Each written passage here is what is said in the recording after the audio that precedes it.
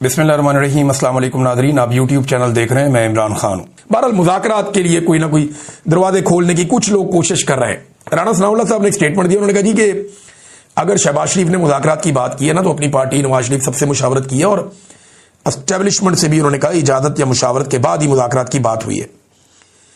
कल राना साहब एक स्टेटमेंट में ये कह रहे थे एक दिन पहले कि जनाब एस्टेब्लिशमेंट के पास तो आईनी इख्तियार ही नहीं है उनके पास मुज़ाकरात के अंदर बैठने का या बातचीत करने का। तो आज वज़ीर आज़म उनसे इजाजत लेता है, ये कौन सा आईनी है इख्तियार? ये किस आइन के तहत जाके उनसे इजाजत लेते हैं या उनसे मुशावरत करते हैं सियासी मुज़ाकरात के लिए? तो देखें, ये हकीकत हमें मान लेनी चाहिए कि इस वक्त पाकिस्तान की एस्टेब्लिशमेंट ही निज़ाम को चला रही है, सब कुछ उन्हीं के कंट्रोल में है। लिहाजा उन्हीं के साथ सारे स्टेक होल्डर को बैठ के बात करनी पड़ेगी कि बस कर दो, आप अपनी डोमेन में वापस जाएं, पाकिस्तान को चलने दें, पाकिस्तान को आगे बढ़ने दें, पाकिस्तान को अपना काम करने दें। नाज़रीन, इमरान खान साहब के हवाले से एक चीज मैं आपको बताना चाहता हूं, क्योंकि बात छिड़ी है तो मैं आपके सामने रख देता हूं कि कभी आपने सोचा है बतौर पाकिस्तानी कि पाकिस्तानियों की अक्सरियत ने इमरान खान को वोट डाला?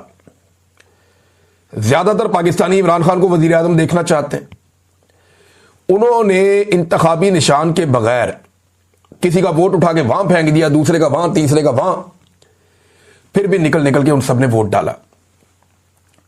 इमरान खान साहब को 2/3 अक्सरियत लोगों ने दिलवाई, लेकिन पूरी अवाम ने जिसके साथ खड़े होकर दिखाया, पाकिस्तान के सरकारी मुलाजमीन की जुर्रत आप चेक करें कि अवाम की मर्जी और मंशा के खिलाफ 2.25 साल हो गए हैं, ना आप उस आदमी को सुन पाते हैं ना देख पाते हैं। ऐसा कभी नहीं हुआ, किसी के साथ नहीं हुआ जो इमरान खान के साथ हो रहा है। कलभूषण यादव की भी वीडियो आ जाती है अपनी फैमिली से मुलाकातों की, इमरान खान की नहीं आती। यह बात आप जहन में रखें। पाकिस्तान की मिलिट्री एस्टेब्लिशमेंट ने यह तय कर लिया और उन्होंने कहा कि वो ये करके दिखाएंगे। पाकिस्तान की अवाम बेशक पूरी इमरान खान के साथ खड़ी, लेकिन चंद सरकारी मुलाजमीन की अब जुर्रत देखें कि 2.25 साल हो गए पाकिस्तान के सबसे बड़े लीडर को ना अवाम को देखने दिया, ना सुनने दिया। ना उसकी वीडियो बाहर आती है, ना उसकी ऑडियो बाहर आती है, और ना वो पब्लिक के सामने लाया जाता है। यह है जिद, इसको कहते हैं जुल्म, इसको कहते हैं जबर और जमहूरियत का कत्ल जो पाकिस्तान में हो रहा है। और पाकिस्तानी अवाम की आप बेबसी देखिए। लेकिन कब तक ये खेल, यानी तारीख याद रखेगी ना, तारीख याद रखेगी, एक एक बच्चा याद रखेगा। आज स्कूलों के बच्चे, कॉलेजेस के बच्चे, वो सारे इमरान खान को फॉलो करते हैं।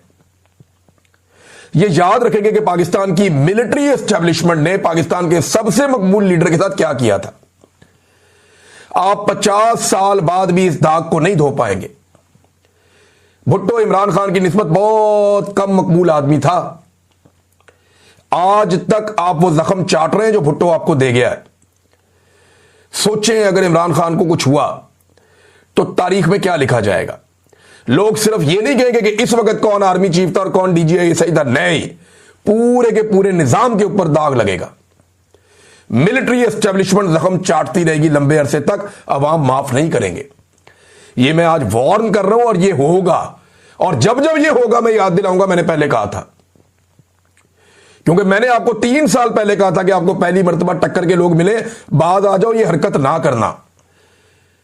उससे भी 2 साल पहले मैंने कहा था 2020 में कि इमरान खान आपसे पूछेगा नहीं कि मुझे क्यों निकाला, वो आपको बताएगा कि मुझे क्यों निकाला। वो हैप्पी बर्थडे टू यू नहीं कहेगा, वो आपके गले पड़ जाएगा। ये तजर्बा मत कीजिएगा। 2020 में मैंने कहा था। आज 5 साल हो गए, उस बात को साबित हो रही है ना। तो मेरी बात लिख कर ले लेंगे, पाकिस्तान की नस्लें आपको माफ नहीं करेगी जो आप पाकिस्तान के साथ कर रहे हैं। यह तारीख लिखी जा रही है, बल्कि लिखी जा चुकी है। पीछे क्या हटना इसमें पाकिस्तान का जो मुआशी तरक्की का मॉडल है वो मुकम्मल तौर पे नाकाम हो गया। और ये मैं नहीं कह रहा, ये आलमी इदारे कह रहे हैं। वर्ल्ड बैंक की रिपोर्ट आई, वो कह रही है गुर्बत में लगातार इजाफा हो रहा है। 8 साल की बदतरीन गुर्बत की सतह इस वक्त पाकिस्तान में मौजूद है। यानी इमरान खान साहब के पूरे दौरे हुकूमत में पाकिस्तान में गुर्बत इतनी ज्यादा नहीं थी जितनी अब है। कोरोना वायरस के दौरान भी पाकिस्तान के हालात इतने बुरे नहीं थे जितने अब हैं। और ये जो माशी तरक्की का मॉडल तबाह हो गया, ये क्या है, इसको जरा आप समझिए। इन्होंने जो मुआशी तरक्की का मॉडल बनाया ना मौजूदा हुक्मरानों ने, वो अवाम को नचोड़ने का बनाया और अवाम की जेबों पे बोझ डालने का बनाया। जिस तरीके से ये आईपीपीस को लेकर आए, जिस तरीके से एस्टेब्लिशमेंट ने अपनी मर्जी के फैसले किए, जिस तरीके से SIFC बनाई गई, ये जब लोग गरीब होते चले जाते हैं, कमजोर होते चले जाते हैं, तो कोई भी मईशत काम नहीं करती, कोई भी मॉडल काम नहीं करता। तो अब ये मॉडल एक्सपोज हो गया है जो शरीफ खानदान ने, जरदारी खानदान ने या पाकिस्तान की एस्टेब्लिशमेंट ने मिलकर बनाया था। इमरान खान साहब बार बार एक बात करते थे कि ह्यूमन अपलिफ्ट, हमें इंसानों को तरक्की देनी है, हमें इंसानों को ऊपर लेकर आना है, बतौर मुआशरा सारे लोगों को आगे लेकर चलना है। जब कौम उठती है तो पूरा मुल्क उठ जाता है। ये चंद आप अलग अलग पिलर्स को आप उठा लेते हैं तो उससे मुल्क नहीं उठता। ये इमरान खान साहब बार बार कहते थे। जुल्फी बुखारी साहब ने इसको बड़ा अच्छा एक्सप्लेन किया है। वो कहते हैं जी Pakistan hybrid growth model is collapsing.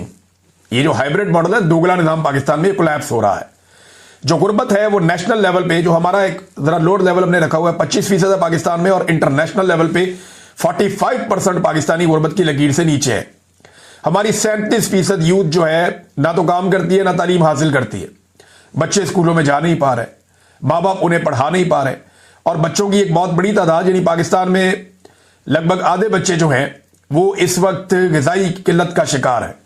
वो अंडर ग्रोथ है, यानी वो पूरी तरह से ग्रो नहीं हो पा रहे। बढ़ती हुई महंगाई का पाकिस्तान में, बढ़ती हुई गुर्बत का और कर्जों का, और कर्जे पाकिस्तान किस तरह ले रहा है, जरा ये एक खबर मैं आपके सामने रखूंगा, आप ये देखें, आपको पता चलेगा कि पाकिस्तानियों को कैसे धोखा दिया जा रहा है और कैसे पाकिस्तानियों को ट्रैप किया जा रहा है।